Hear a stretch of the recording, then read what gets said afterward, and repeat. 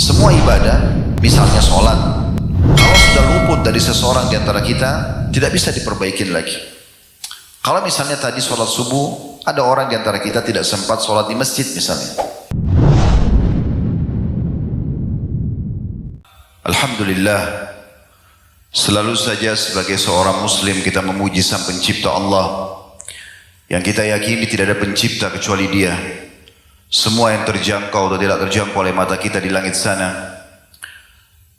begitu juga di bumi ini, begitu pula di kedalaman lautan, semuanya kembali kepada La ilaha illallah.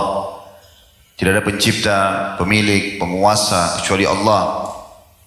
Dan kalimat Alhamdulillah adalah kalimat penghubung langsung seorang hamba dengan Tuhannya Allah. Dan Allah menjadikan itu sebagai kalimat berterima kasih atau syukur, dan dengannya semua kebutuhan kita di muka bumi ini akan terpenuhi olehnya. Maka jadilah sebagai seorang muslim yang selalu membasahi lidahnya dengan kalimat yang mulia ini, Alhamdulillah. Selanjutnya kita panjatkan salam hormat kita kepada manusia yang telah disempurnakan jalur nasabnya, fisiknya, ilmunya oleh sang pencipta Allah. Dipilih sebagai penutup para utusan. Tidak ada lagi nabi dan rasul setelahnya. Dan tidak ada apapun yang dibutuhkan dari hukum-hukum yang Allah pikulkan di pundak beliau untuk disampaikan kepada umat manusia kecuali sudah disampaikan.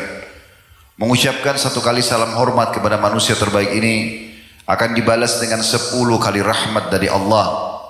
Maka jadilah orang yang setelah memuji Allah Alhamdulillah selalu mengucapkan juga salawat dan taslim kepada Nabi besar Muhammad sallallahu alaihi wa ala alihi wa sahbihi wasallam. Karena melihat waktu Isya kurang lebih 11 atau 10 menit lagi dari sekarang, maka mungkin kita akan buka ceramah ini dengan mukaddimahnya. Setelah itu untuk menghormati waktu sholat, kita break sholat dulu bagi teman-teman yang dari Lubuk Linggo dan yang musafir tadi mungkin sudah jamak termasuk kami. Setelah itu insya Allah baru kita lanjutkan tema kita. Dalam pembukaan ini teman-teman sekalian, saya mengucapkan secara khusus terima kasih jazakumullah khairan menjalankan hadis Nabi sallallahu alaihi wasallam, man la yashkurun nas la yashkurullah. Siapa yang tidak berterima kasih pada manusia maka belum berterima kasih atau bersyukur kepada Allah. Maka ucapan terima kasih ini kepada seluruh jajaran pemerintahan Lubuk Linggau, baik itu dari wali kota, wakil wali kota, Kapolres, wakil Kapolres, Pak Sekda, dan seluruh jajaran pemerintahan yang mungkin tidak bisa kami sebutkan satu persatu. Seluruh teman-teman pengurus Masjid Rawdatul Jannah, semua panitia yang terlibat, baik ikhwah dan akhwat kita, dan juga seluruh jamaah yang Masya Allah dari tadi malam dengan semangat menghadiri ceramah kita. Dan kami beritakan kepada Pak Wali Kota dan seluruh jajaran pemerintahan, Alhamdulillah dari tadi malam berjalan dengan baik. Dengan judul kita indahnya ibadah, karena memang kita ingin menitik beratkan tentang masalah menyadarkan kita semua, terutama diri saya sendiri, dengan tujuan dasar kita diciptakan di muka bumi ini. Kenapa kita lahir dari rahim ibu kita? Kenapa kita tidak bisa punya pilihan, ini ibu kamu dan ini ayah kamu, tidak bisa pilih yang lain? Fasilitas semua yang ada, 2 mata, 2 telinga, 2 kaki dan seluruh organ tubuh kita ini berfungsi sesuai dengan fungsinya. Dan juga seluruh fasilitas yang ada di sekitar kita, udara, air, dan hewan-hewan, tumbuh-tumbuhan dengan segala macam sistem raksasa ini, semua itu sang pencipta menciptakannya dengan tujuan agar kita beribadah kepadanya. Dan sudah panjang lebar semalam kita jelaskan apa itu tujuan hidup, yaitu ibadah kepada Allah. Apa itu ibadah? Dan kita sudah sempurnakan dengan menyebutkan banyaknya jenis-jenis ibadah dengan kenikmatannya dan keutamaannya. Kemudian kami lanjutkan juga tadi pagi, Alhamdulillah, yang telah memudahkan dan memberkahi juga dengan judul Mati yang Kudambakan ataupun Nanti. Dan ini rentetan bahasan yang sama berlanjut setelah kita fahami tujuan hidup kita ternyata untuk mengabdi kepada Sang Pencipta Allah, mengerjakan apa yang diperintahkan, menikmati apa yang dihalalkan, dan juga meninggalkan apa yang dilarang. Maka kita membahas step yang kedua tentang masalah adanya prosesi pindah ke alam akhirat, yaitu melalui kematian. Sehebat apapun seseorang menjaga kesehatannya, udara yang asri, makanan yang sehat, menjadi seorang olahragawan, kalau ajalnya datang maka dia akan meninggal. Dan kita coba memberikan kesadaran tentunya dan penyadaran kepada semua kaum muslimin, baik itu yang ikut offline ataupun online, dan terutama bagi diri kami sendiri untuk menyadari tentang adanya fenomena ini dan bagaimana kita menjalankan hadis Nabi SAW pada saat ditanya siapa orang-orang mukmin yang paling cerdas, maka beliau mengatakan orang yang paling banyak mengingat kematian dan punya persiapan untuk itu. Lalu kita sudah tutup tadi, alhamdulillah, dengan menyebutkan mati-mati husnul khatimah. Banyak sekali tadi belasan jenis mati yang kita jelaskan yang merupakan mati-mati yang baik dalam Islam. Intinya berada di atas ketaatan kepada Allah Subhanahu wa taala dan meninggalkan semua yang dilarang. Dan insya Allah pada malam ini kita akan menyempurnakan bahasan kita dengan judul sebelum menyesal. Kita pindah ke step yang ketiga dari bahasan kita Tabligh Akbar ini, yaitu bagaimana Allah Sang Pencipta menceritakan dalam kitab Al-Quran yang suci, yang diyakini sebagai kitab suci bagi semua umat Islam, dijadikan sebagai rujukan dalam kehidupan mereka, menceritakan tentang penyesalan-penyesalan yang diucapkan oleh orang-orang yang tidak beriman kepada Allah nanti di hari kiamat, atau orang-orang yang banyak melakukan dosa-dosa dan tidak sempat taubat.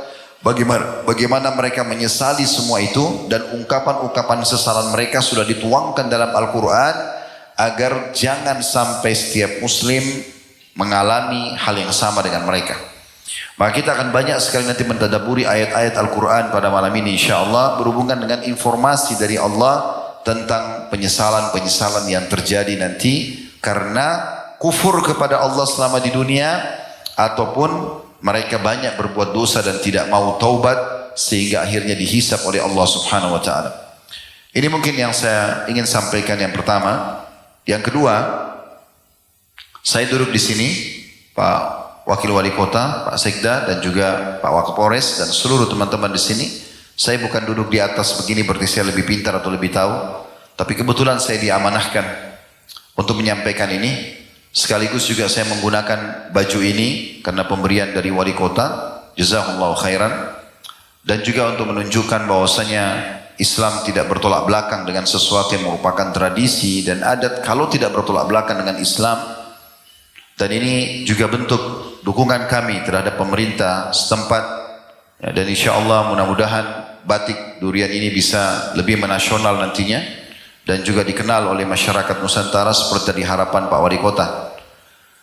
Dan kita menjalankan di sini firman Allah Subhanahu wa taala, fadzakir fa inna dzikra tanfa'ul mu'minin. Tujuannya adalah saling memberikan peringatanlah karena peringatan sangat bermanfaat oleh orang-orang beriman. Juga menjalankan sabda Nabi SAW, ad-dinun nasihah. Agama ini semua isinya nasihat. Harus saling mengingatkan. Pemerintah mengingatkan masyarakatnya, masyarakat mengingatkan pemerintahnya, orang tua kepada anak, anak kepada orang tua, suami kepada istri, istri kepada suami, sahabat pada sahabat, tetangga pada tetangga, satu kota, satu warga negara, bahkan lintas negara pun kita dianjurkan untuk saling mengingatkan kebaikan-kebaikan, tentu dengan tata cara yang baik dan juga santun. Maka itu tujuannya. Pengajian ini teman-teman sekalian untuk mengejar keutamaan daripada majelis ilmu, di mana Nabi SAW mengatakan tidak ada orang yang berkumpul atau orang-orang berkumpul di rumah Allah, mereka mempelajari ayat-ayat Allah, kecuali akan turun ketenangan bersama mereka.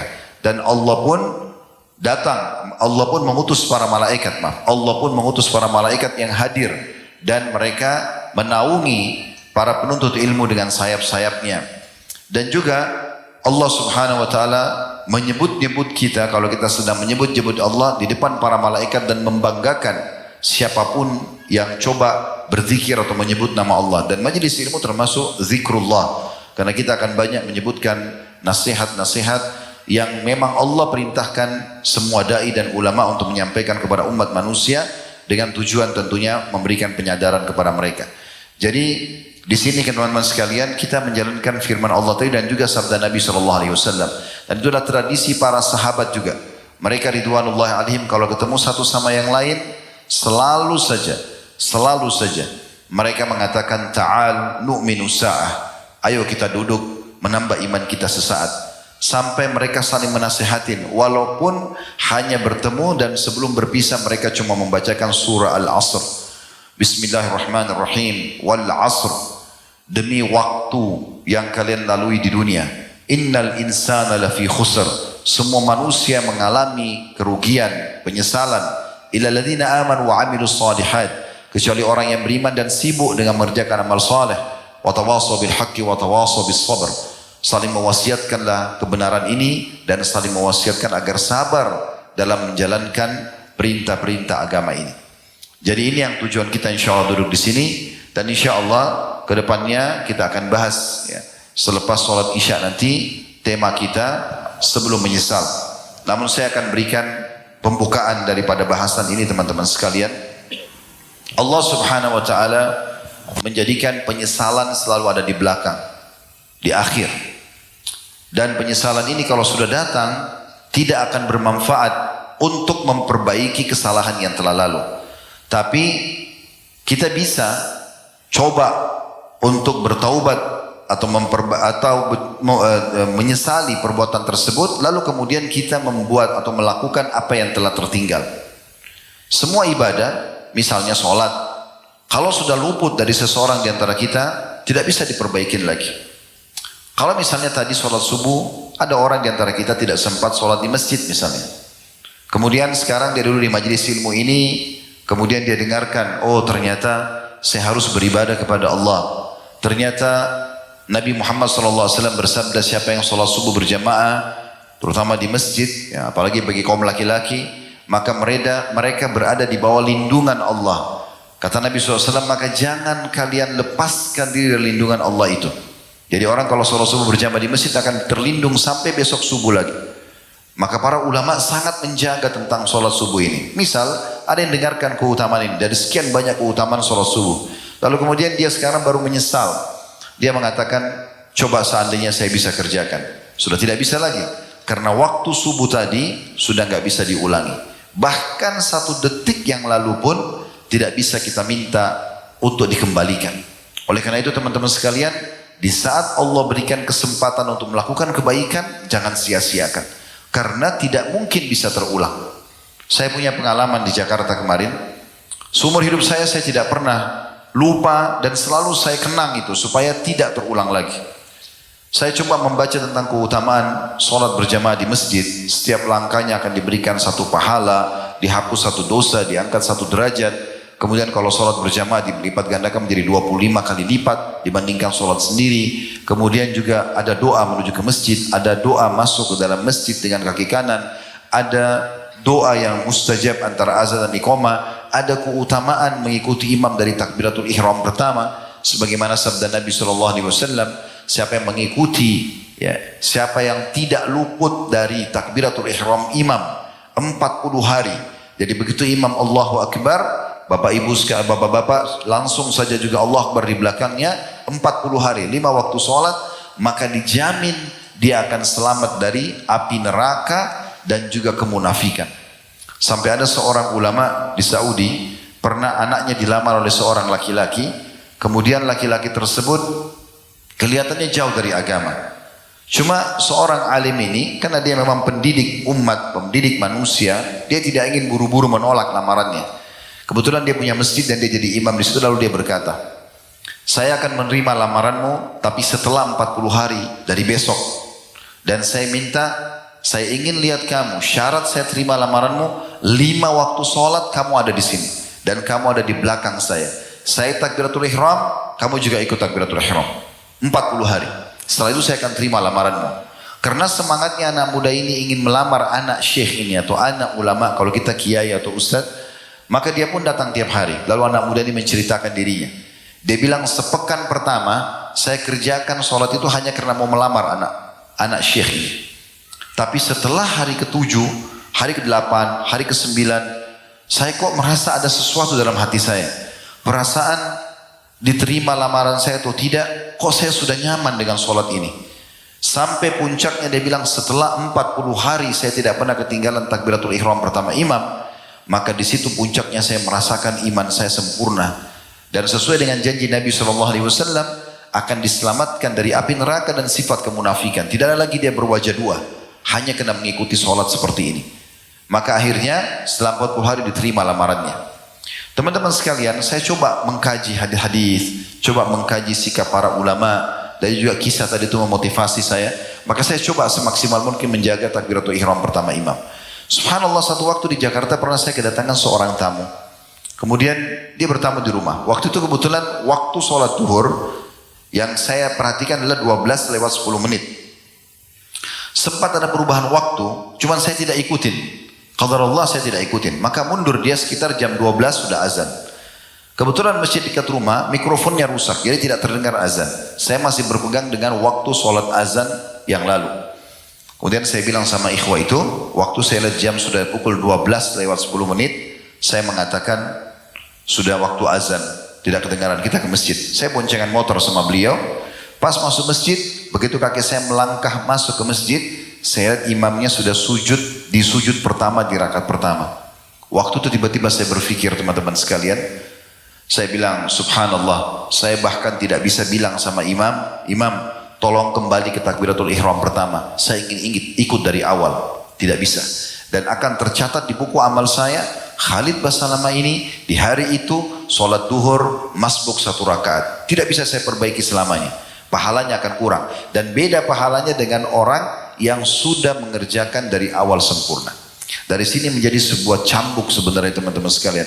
Kalau peluang-peluang amal soleh jangan disia-siakan. Saya akan sampaikan juga sebuah kejadian lain dan kita tutup setelah itu untuk sholat isya dulu.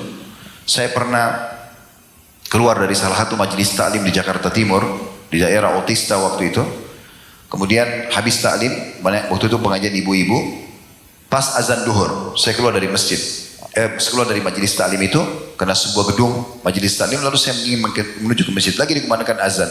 Subhanallah, jalan antara majelis taklim itu dengan masjid ada seorang ibu, kelihatan kotor sekali beliau penampilannya, kelihatan orang susah, lagi gendong anak dan minta uang.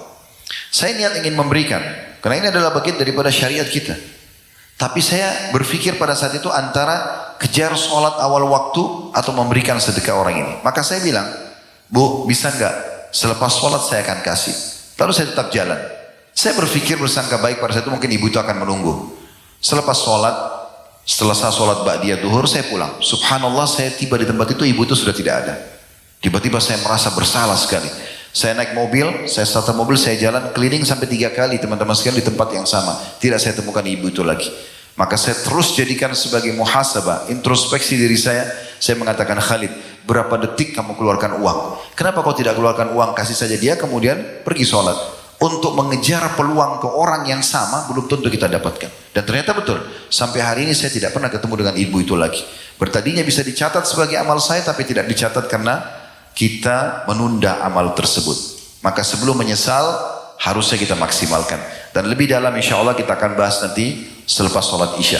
Subhanakallah wa bihamdika, asyhadu an la ilaha illa anta astaghfiruka wa atubu ilaik. Wassalamualaikum warahmatullahi wabarakatuh.